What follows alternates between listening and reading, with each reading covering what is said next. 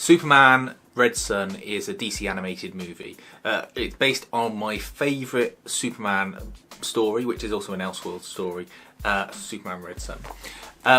This is a relatively faithful adaptation of the book by Mark Millar. There are some changes, and I'll go through that. But first, the basic premise of the film. What if Superman's pod in the 1940s landed in Russia instead of America? He's raised by communists and believes in, instead of truth, justice, and the American way, all the communist ideals. The story follows Superman as he's brought into the public light, initially as a puppet of Stalin, and then he takes control of Russia and tries to impose the communist ideals on the world. And he doesn't do it because he's some staunch kill-em-all communist, more that he thinks it's the way people should be, and he tries to do it from the best possible position. But as you find, that position becomes more and more warped over time and corrupted, resulting in him not achieving his goal. He is pitted directly against Lex Luthor, who in this is seen as the sort of American hero that you would always want to be in all of the normal Superman stories, and he constantly has to try and think up new ways and means to try and beat Superman, but he keeps failing. In this, Lex Luthor is married to Lois Lane. Right. The story is a great story.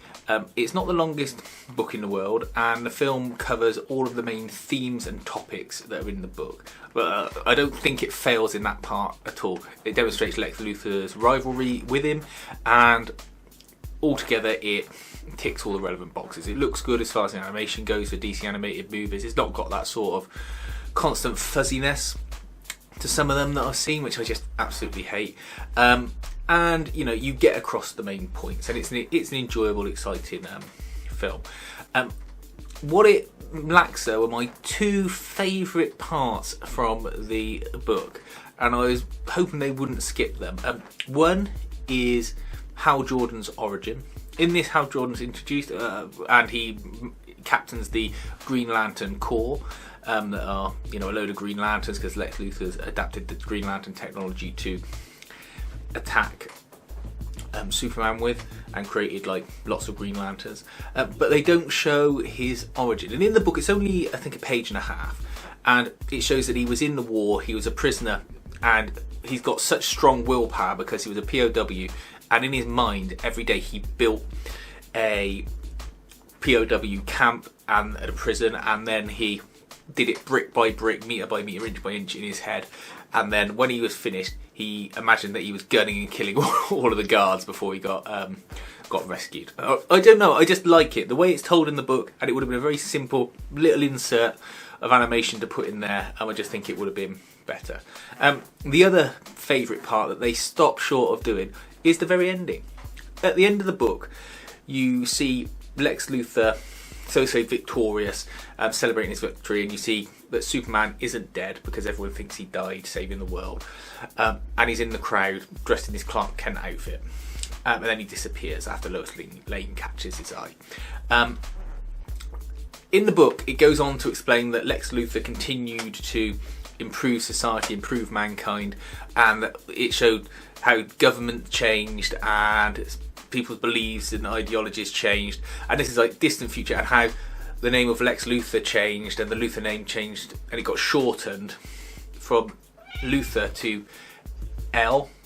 And you find out that in this story, in thousands of years in the future, the sun is dying and it becomes red, and then you find that Lex Luthor's name and his descendants are actually known as the House of El, which are obviously Superman's family name, Kal-El and Jor-El and that. And that as the sun finally dies, he is sent back in time in a pod as a baby to Earth, where he then starts a cycle all over again. And I just thought it was a really great sci-fi, clever ending to it, and a nice little interpretation of Lex Luthor is actually a relative of Superman, the person he's totally obsessed with and competing against. Other minor changes in it are, they say that Wonder Woman's a lesbian, and put in some sort of romance scene between them, which isn't in the book. And when I checked, it just, not sure why they put that in. Just seems strange. They just inserted that. And the other thing is that kind of struck a chord was Bizarro Superman doesn't die saving people, he just dies exploding, which again seemed a bit strange. There's the famous Batman, Russian Batman with his Batman hat on. The fights between him and Superman are different in this, but ultimately, well, staged differently, but ultimately the same outcome. And they're the main sort of ones. So obviously you can pick it apart scene by scene if you want to, but like I say, when you're enjoying it, they also added a bit at the start, a little like preamble where he's a child in Russia.